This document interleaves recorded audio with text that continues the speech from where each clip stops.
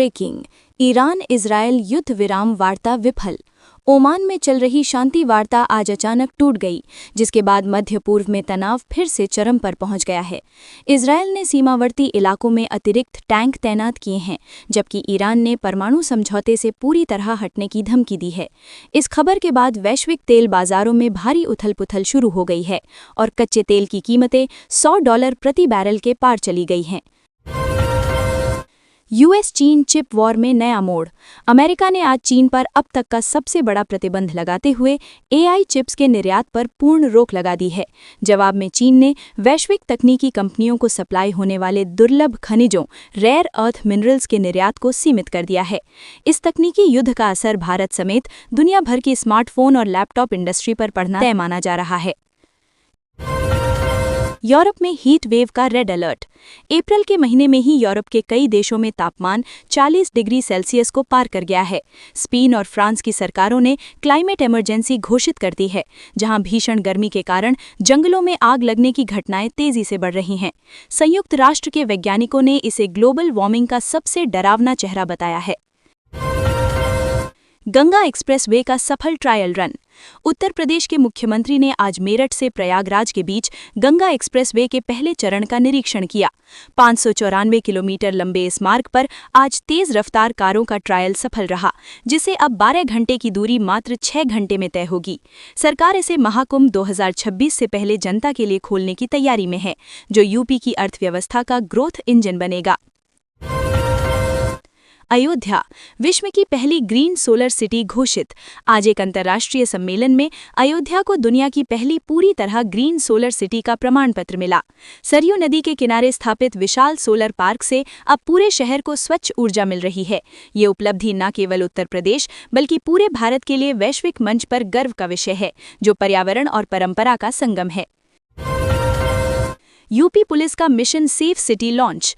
लखनऊ में आज मुख्यमंत्री ने अत्याधुनिक एआई आधारित सुरक्षा प्रणाली का उद्घाटन किया।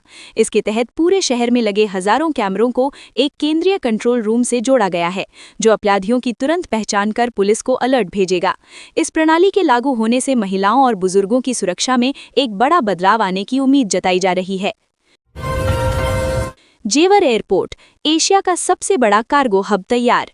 नोएडा इंटरनेशनल एयरपोर्ट जेवर ने आज अपने विशाल कार्गो टर्मिनल का संचालन शुरू किया। ये हब उत्तर भारत के निर्यातकों को सीधे अमेरिका और यूरोप के बाजारों से जोड़ेगा। विशेषज्ञों के अनुसार इस टर्मिनल के शुरू होने से पश्चिमी उत्तर प्रदेश में लॉजिस्टिक्स और मैन्युफैक्चरिंग सेक्टर में 5 लाख नए रोजगार पैदा होंगे। यूपी बोर्ड परीक्षा परिणाम, लड़कियों ने फिर रचा इतिहास। उत्तर प्रदेश माध्यमिक शिक्षा परिषद ने आज 10वीं और 12वीं के नतीजे घोषित किए।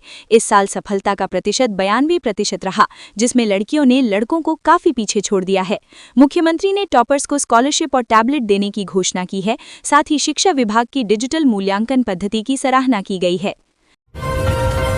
सुप्रीम कोर्ट, इंटरनेट एक्सेस अब मौलिक अधिकार।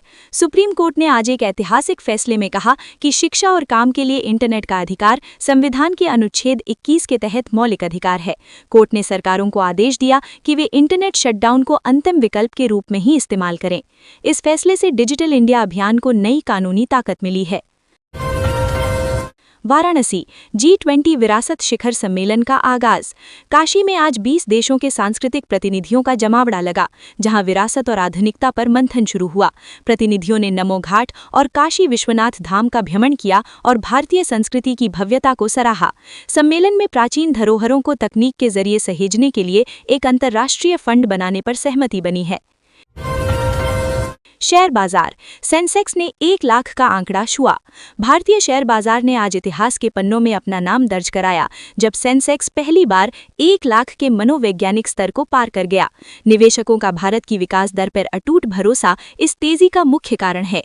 बाजार बंद होते समय निवेशकों की संपत्ति में करीब 5 लाख करोड़ रुपए का इजाफा हुआ। गोरखपुर, पूर्वी उत्तर प्रदेश का पहला ड्रोन मैन्युफैक्चरिंग प्लांट। गोरखपुर में आज अत्याधुनिक ड्रोन निर्माण इकाई की आधारशिला रखी गई। ये प्लांट रक्षा और कृषि के लिए स्वदेशी ड्रोन बनाएगा, जिससे आयात पर निर्भरता कम होगी। मुख्यमंत्री ने कहा कि यूपी अब एक्सप्रेसवे प्रदेश के साथ साथ तकनीक प्रदेश के रूप में भी अपनी पहचान बना रहा है। भारत चीन सीमा वार्ता में कड़ा रुख। लद्दाख में कोर कमांडरों के 25वें दौर की बैठक आज बिना किसी समझौते के समाप्त हुई। भारत ने दो टूक शब्दों में कहा है कि जब तक अप्रैल 2020 की स्थिति बहाल नहीं होती तब तक शांति संभव नहीं है। सेना को सीमावर्ती इलाकों में हाई अलर्ट पर रहने के निर्देश दिए गए हैं, जिससे तनाव कम होने के संकेत नहीं मिल रहे। मथुरा यमुना शुद्धिकरण का मास्टर प्लान 2.0। उत्तर प्रदेश सरकार ने मथुरा और वृंदावन में यमुना नदी को प्रदूषण मुक्त करने के लिए 2000 करोड़ रुपए के नए पैकेज की घोषणा की है। इसके तहत सभी नालों को टैप किया जाएगा और नदी के किनारे नए घाट और ऑक्सीजन पार्क बनाए जाएंगे। मुख्यमंत्री ने इस परियोजना को 2027 तक पूरा करने का लक्ष्य निर्धारित किया है।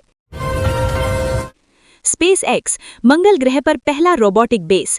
एलॉन मस्क की कंपनी ने आज मंगल ग्रह पर सफलतापूर्वक अपना पहला रोबोटिक बेस स्थापित किया है। यहां लगे रोबोट अब मानव मिशन के लिए ऑक्सीजन और पानी की उपलब्धता की जांच करेंगे। ये अंतरिक्ष विज्ञान के इतिहास में एक ऐसा कदम है जो इंसानों के दूसरे ग्रह पर बसने के सपने को हकीकत के करीब ले आया है। ब्रिक्स की अपनी नई मुद्रा पर चर्चा। रूस और चीन ने आज ब्रिक्स देशों के लिए एक नई साझी मुद्रा कॉमन करेंसी का प्रस्ताव पेश किया है, ताकि अंतर्राष्ट्रीय व्यापार में डॉलर की निर्भरता को कम किया जा सके। भारत ने इस प्रस्ताव पर सावधानीपूर्वक विचार करने की बात कही है। यदि ये मुद्रा लागू होती है तो वैश्विक बैंकिंग प्रणाली में एक बड़ा बदलाव आएगा। कानपुर और आगरा मेट्रो के नए कॉरिडोर का उद्घाटन। आज उत्तर प्रदेश के इन दो बड़े शहरों में मेट्रो के नए रूट जनता के लिए खोल दिए गए हैं। अब औद्योगिक इलाकों और ऐतिहासिक पर्यटन स्थलों तक पहुंचना आसान हो गया है। सरकार ने दावा किया है कि ये मेट्रो प्रोजेक्ट्स न केवल प्रदूषण कम करेंगे बल्कि लोगों की जीवन की गुणवत्ता में भी सुधार लाएंगे। क्वांटम कंप्यूटिंग आईआईटी का बड़ा आविष्कार। आईआईटी के वैज्ञानिकों ने आज दुनिया का सबसे छोटा और तेज क्वांटम प्रोसेसर विकसित करने का दावा किया है। ये प्रोसेसर जटिल गणनाओं को सेकंडों में हल कर सकता है, जिनमें सुपर कंप्यूटरों को भी सालों लगते हैं। भारत अब क्वांटम तकनीक की रेस में अमेरिका और चीन के बराबर खड़ा हो गया है। अहमदाबाद एशिया का सबसे बड़ा ग्रीन हाइड्रोजन प्लांट। गुजरात में आज एशिया के सबसे बड़े हाइड्रोजन निर्माण संयंत्र ने उत्पादन शुरू कर दिया है। ये प्लांट प्रदूषण मुक्त ईंधन तैयार करेगा, जिसका उपयोग भविष्य में ट्रेनों और ट्रकों को चलाने के लिए किया जाएगा। भारत का लक्ष्य 2030 तक शून्य कार्बन उत्सर्जन वाले देशों की सूची में शामिल होना है। इसरो गगनयान 2 मिशन की तैयारी तेज। इसरो ने आज गगनयान 2 के दूसरे चरण के लिए उन्नत लाइफ सपोर्ट सिस्टम का सफल परीक्षण किया। इस मिशन में 2 भारतीय अंतरिक्ष यात्री चंद्रमा की कक्षा का चक्कर लगाकर वापस लौटेंगे। इसरो प्रमुख ने कहा कि भारत अब अपना खुद का स्पेस स्टेशन बनाने की दिशा में तेजी से आगे बढ़ रहा है। अमेज़न यूपी में 5 नए लॉजिस्टिक्स सेंटर। ई कॉमर्स दिग्गज अमेज़न ने आज उत्तर प्रदेश में भारी निवेश की घोषणा की। कंपनी लखनऊ, वाराणसी और आगरा में 5 बड़े वेयरहाउस खोलेगी, जिससे हजारों स्थानीय उत्पादों को वैश्विक बाजार मिलेगा। इससे राज्य के लघु और मध्यम उद्यमों को अपनी सेल्स बढ़ाने में मदद मिलेगी। संयुक्त राष्ट्र ग्लोबल एआई रेगुलेशन पर सहमति। न्यूयॉर्क में आज 150 से अधिक देशों ने एआई के सुरक्षित उपयोग के लिए एक वैश्विक संधि पर हस्ताक्षर किए हैं। इसका उद्देश्य एआई का उपयोग युद्ध या भ्रामक खबरों के लिए होने से रोकना है। भारत ने इस संधि का समर्थन किया और मानव केंद्रित एआई के विकास पर जोर दिया। वंदे भारत स्लीपर दिल्ली लखनऊ के बीच नई सेवा।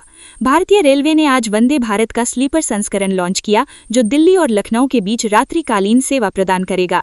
ये ट्रेन हवाई जहाज जैसी सुविधाओं से लैस है और 180 किलोमीटर प्रति घंटे की रफ्तार से चलेगी।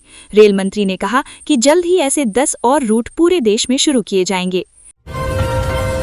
बुंदेलखंड डिफेंस कॉरिडोर की पहली मिसाइल यूनिट शुरू। झांसी में आज डिफेंस कॉरिडोर के तहत पहली मिसाइल विनिर्माण इकाई का उद्घाटन हुआ। यहां भारतीय सेना के लिए मध्यम दूरी की मारक क्षमता वाली मिसाइलें बनाई जाएंगी, जो उत्तर प्रदेश के सबसे पिछड़े माने जाने वाले बुंदेलखंड क्षेत्र के लिए एक बड़े औद्योगिक बदलाव की शुरुआत है।